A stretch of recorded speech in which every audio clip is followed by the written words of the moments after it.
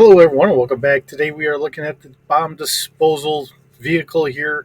The the bomb disposal was first released in the United States in 1985. Was also sold in '86, and unfortunately discontinued in '87. From there, it was available by mail order from '88 until '92. It is a smaller vehicle that we have here today. And Yojo, as always, has wonderful pictures for us to look at. So we have a wonderful front view with a bomb for them to dispose of, as well as what looks like to be a couple of, I wanted to say claymores, not going to be claymores, anti-tank mines. So, and we have a rear view here, and we have or landmines, anti-tank landmines. Okay, my mind is working here a little bit. Another nice side view here, and then looking top down. It's always nice and interesting whenever they got some sub vehicles here for different things. Uh, you know, we do see from time to time that GI Joe not only fights Cobra and tries to keep everyone safe from terrorism, but there are times where they are called in and go through to do nothing more but to help repair some of the damage that has been caused due to Cobra, whether it's trying to rebuild homes, in this case, trying to get mines out of the way, as well as using this for trying to keep themselves from getting hit by the mines and everything else. Um, it is just it's a nice way to see that there's more to Joe's than a fighting force. So all right, so easily broken or lost pieces. The flash shield, bomb, and mines are easily lost and often missing. So the flash shield, I don't know which one that is offhand, but we have box art. Let's see. No, we already went through those. All right, so we have our action card here. So let's take a look at our action card. The bulldozer with wheels, flash shield. I'm going to guess this is our flash shield. And lifting unit to eliminate enemy mines and bombs.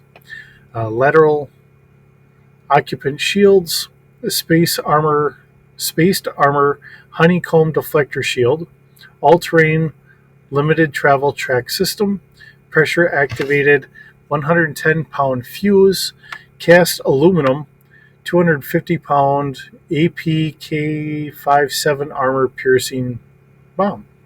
Okay. All right. So no variations were ever really seen out of this.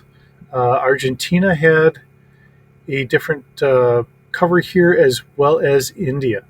So it did kind of give a little bit different views here. Let's kind of take a little sneak peek. And of course, different wording up here. And it might be all these things have, and that's what it kind of looks like.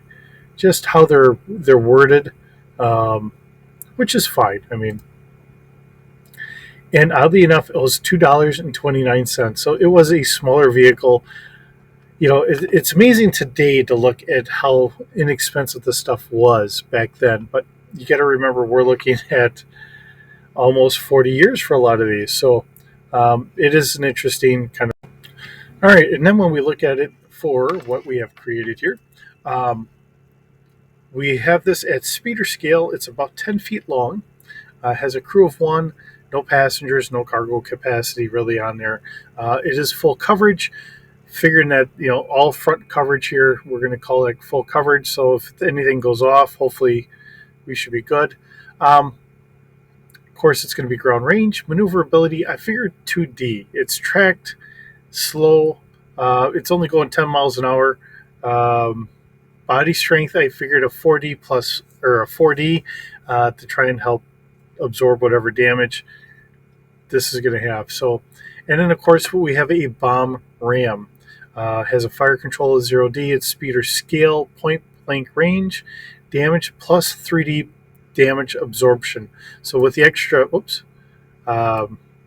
with our extra plating there.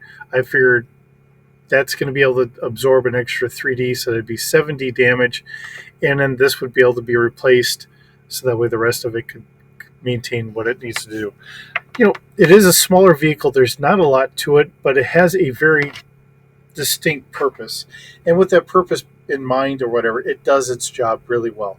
Um, and we have in today's military, we have an ACE uh, engineering tracked vehicle. I think it does go about 35 miles an hour, um, but that's actually for combat engineers. It's not a bomb disposal unit, so in that regard, I really don't know what the Army had ever used for bomb disposal. I was infantry, but I never saw any bomb disposal vehicles when I was in there. Not saying that they weren't there, that this doesn't have real world um, possibilities or anything else. I just don't know of anything, because I was never around anything that would have done it. So, just being as honest as I can, it just is what it is. But it added more to the motor pool for GI Joe.